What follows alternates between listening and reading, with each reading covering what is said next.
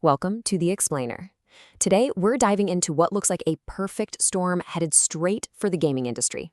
There's a crisis brewing, set to hit around March 2026, and honestly, it could change how we play games forever. Yeah, and this isn't just about who has the fastest graphics card anymore. We're talking about a fundamental shift, a world where the very raw materials needed for gaming are being completely devoured by the, insatiable appetite of AI. Okay, let's get into it. So, to really understand this battlefield, we first need to get a handle on the crisis that kicks the whole thing off, a phenomenon that people are now calling the Great Hoarding. Now, this is not like the crypto boom, okay? Back then, miners were just buying up the finished graphics cards. This is different. AI companies are acting more like a termite swarm. They're eating up the raw ingredients, the silicon, the super fast memory, the advanced packaging, before they can even be turned into gaming components. And the result? A hyperinflation crisis for every single PC part. And what's really driving this whole thing is just some brutal, simple economics. For a manufacturer like TSMC, you have a choice. You can use a single silicon wafer to make gaming GPUs, or you can use it to make AI server chips. The thing is, those AI chips can generate up to 50 times more profit.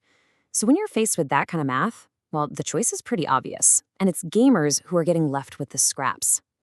So, with the very foundation of the industry starting to crumble, what do the big players do? Well, the giants, we're talking Nvidia and Sony here, they're making some really aggressive, high-stakes moves, not just to survive, but to completely dominate this new landscape. First up, Nvidia. They are no longer content with just making the best graphics cards. Nope, they're launching a full-scale invasion of the CPU market with something called the X1 platform. And this isn't just a new chip. Oh no, it's a whole proprietary ecosystem, their own CPU, their own motherboard, all designed to create this hyper-fast link that totally bypasses the old bottlenecks of PC architecture. And this right here, this is their endgame. It's a closed ecosystem, kind of like Apple's walled garden, but for high-end PC gaming. Imagine the best new features, like the next generation of DLSS, completely locked away, only available to people who buy the entire Nvidia package. We're talking about a forced upgrade that could easily cost you a $1,500 premium. Meanwhile, over in console land, Sony is placing a massive bet of its own. They are desperately trying to secure that highly contested 3nm chip supply from TSMC, and not for one, but for two brand new devices, a monster of a PS6 and a true native handheld console codenamed Canis that's designed to run PS6 games locally. But here's the massive gamble. With the AI giants hoarding those exact same 3nm chips, the cost of Sony's ambition has to go somewhere, and it's probably going to be passed directly onto you. Analysts are predicting that just getting the components could push the launch price to an absolutely eye-watering $899, which would shatter every record we've ever seen for a home console. Okay, but as these titans are busy building their walls higher and higher, there's one company that's leading a kind of rebellion. They're betting on a completely different philosophy, openness and efficiency. And this slide really lays out the two competing ideas that are going to define the next decade of gaming. On one side, you have Nvidia's vision of total top-down control. And on the other, you've got Valve, betting on freedom, on choice, and on an open ecosystem for everybody. You see, Valve's strategy is to create a sanctuary for gamers. Think about it. As Microsoft keeps cramming Windows full of background AI services like Copilot that just siphon away performance, Valve is offering a super lean gaming-first operating system and new hardware where every single drop of power is dedicated to your game, not to some background bloat. But this war isn't just about hardware anymore. It's actually spreading into new frontiers, into virtual reality, and maybe most alarmingly, into how your digital games are even priced. Yes, see, this whole war for processing power isn't just about gaming.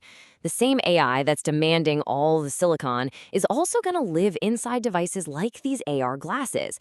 And that creates a new kind of terrifying vulnerability, doesn't it?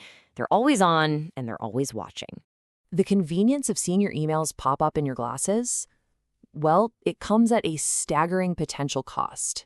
These devices aren't just looking with you, they could be mapping your home, listening to your private conversations, and literally turning your most intimate reality into a product that can be sold. And it's not just your privacy that's becoming a commodity, it's your loyalty, too. Sony is already fighting a massive legal battle on this front. They're facing a $2.7 billion class action lawsuit that accuses them of exploiting their monopoly on the PlayStation Store and forcing players to pay artificially high prices for digital games. So what's their response to this pressure? Well, it's deeply alarming. Reports are indicating they're testing something called a surge pricing algorithm. This system would literally profile you, your purchase history, your loyalty to a franchise, and it could make two people pay totally different prices for the exact same game at the exact same time. So, after seeing all these storms converging, what does it all really mean for the average gamer? Why should you actually care about any of this? Well, the takeaway is pretty clear. Whether you're a PC builder who's suddenly facing a forced $1,500 upgrade, or you're a console fan looking at an almost $900 machine, the result of this corporate war is higher prices, less choice, and an industry that seems to value you more for your data profile than for your passion for gaming. And this, right here, is the critical question we're all left with as we head towards the end of the decade. And you know what? It's a question that won't be answered in some corporate boardroom. It's going to be answered by the choices that we all make, with our wallets and with our attention.